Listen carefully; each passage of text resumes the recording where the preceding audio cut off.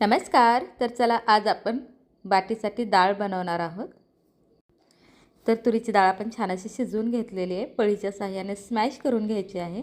यानंतर आपल्याला एका पातेल्यात तेल गरम करायचं आहे.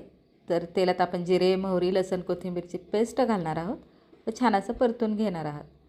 यानंतर आपण यात कढीपत्त्याची पानं व पुदिना टाकणार आहोत. तर पुदिन्याची पानं देखील इथे मी यात घालत आहे. यानंतर लाल तिखट, थोडीशी हळद घालायची आहे. यानंतर आपल्याला हे छान असं परतून घ्यायचं आहे. पहा, तर कलर देखील छान बदलला आहे तिखटाचा.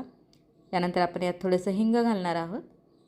तर पहा, हे छान असं मिक्स झाल्यानंतर आपण बारीक चिरलेली कोथिंबीर घालायची आहे.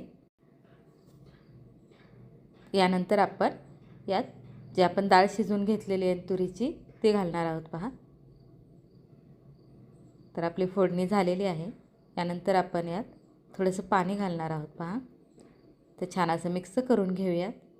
यानंतर चवीपुरतं मीठ व गुळाचा एक खडा घालत आहे.